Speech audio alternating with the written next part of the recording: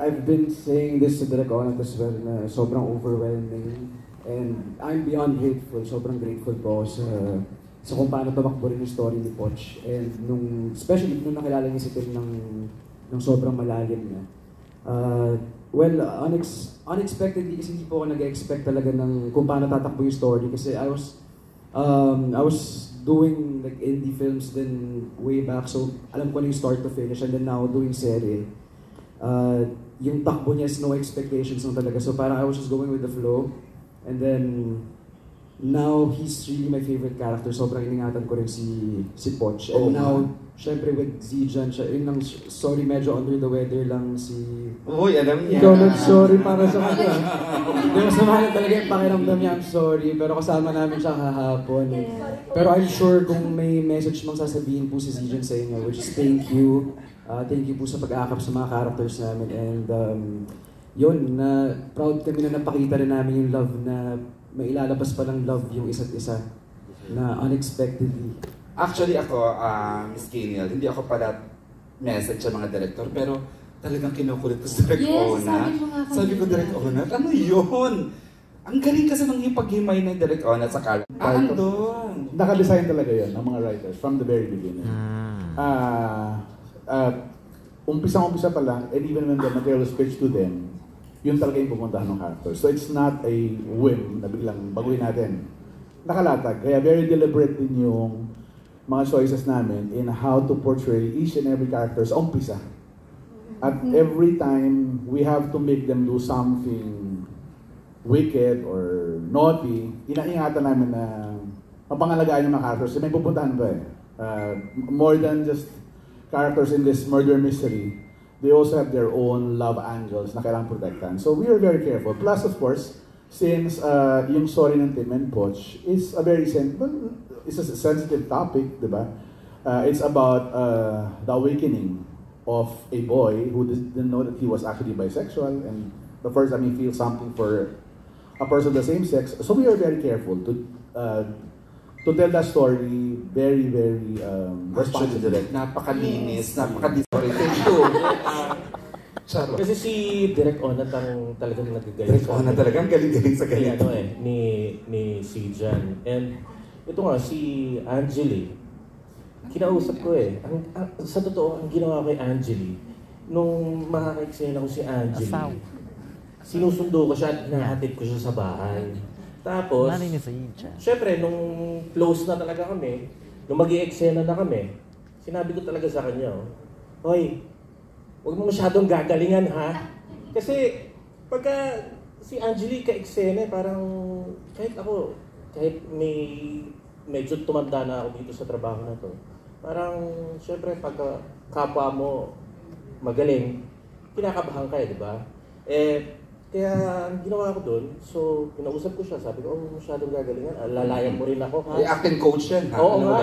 Kaya ayun, naging swabe naman yung mga eksena namin ni Edith. Kasi nga, Edith, ayun. Ni Edith, at saka kasi si Direk Onat, nandun talaga. Hands-on siya sa... Iyak ako doon sa scene na yun. Sabang iniyakan ko, sana all may ganung magulang, ano. Totoo yan. Pero, PEJ... Inspired pala kay Alam mo yun, kaya sobrang careful ako in crafting that storyline. Kasi it's very parallel yung kwento. So, yun, excited to tell a story. Kaya sobrang akong invested sa Tim Poch storyline. Kasi pero palang ito direct ang ano mo talaga. No? Ito ang coming out ko. Kung kailan naman. Kung kailan umita din. But anyway, yun. So I was really pressured to tell it really well. Because I know it's the first time that's going to be told in prime time. Diba? Yes. Na merong ganitong mga kabataan, diba, who are finding out things about themselves. So, sobra kong iningatan talaga na may kwento siya na. Kasi ito yung kwentong gusto ko makita sana nung bata ako, nung 1980s.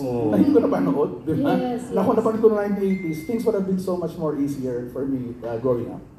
So I hope by telling this story, I'm helping some young kid watching in their laptop or in their screens. Yes. Feel a little better than... That's very brave of you. Thank you. Sobrang brave. And, ayun.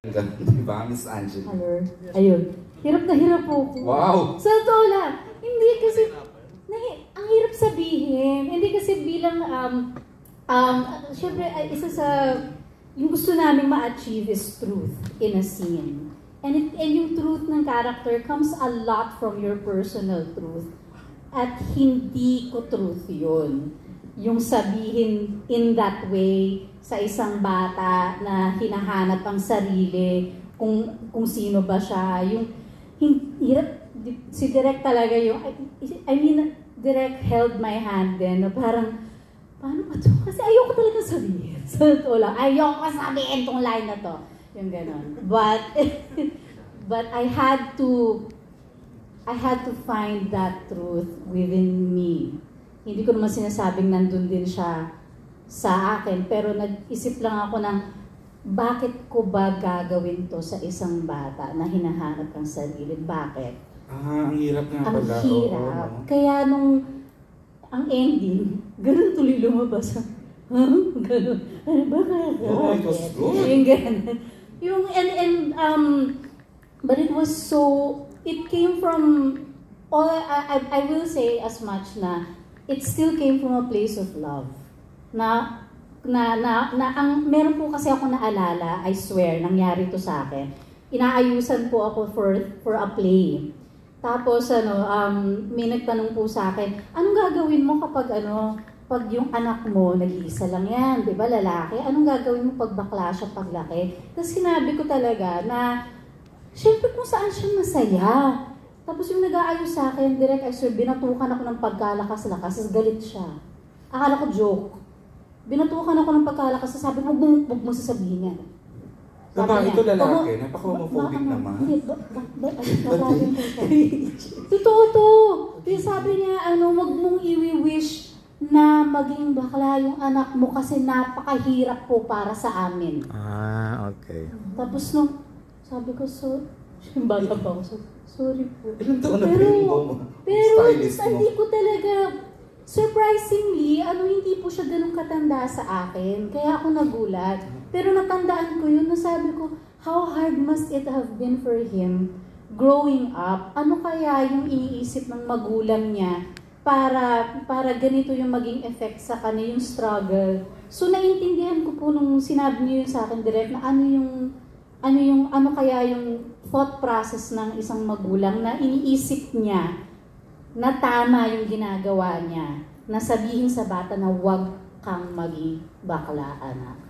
So yun yung pumasok sa puso ko actually na anak, mahirap to, mahirap yun po yung pinanggalingan ko instead of yung typical na masama yan, immoral yan or whatever kung anong lumalabas sa bibig ng mga ibang magulang when they find out that their kids are having this crisis. So yun po yung decision ko para maging truthful siya sa akin na mahal pa rin kita anak pero sana hindi. Mas yun na lang yung pinanggalingan ko. Kaya kasi mahal na mahal ko rin si Z as a person. yung I don't wanna hurt him. So at saka yun din na alam ko din na yung character ni Gerald, mag-isa niyang pinalaki yung bata na habang ako'y nasa Canada. So parang yung pag-navigate ng isang scene na yun was parang for me, Elmo, parang ang hirap nitong inaalaw mo for the kid. Yun yung pinanggalingan ko as Edith. Ang hirap, parang paano, parang kaya ba natin, equipped ba tayo as parents? Yun. May dadagdag daw ako, EJ. Go. Kunyari lang nahihirapan to si Angeli, pero nung tinake and take one lang naman. Wow. Di ba? Okay na yan. But it's actually very nice to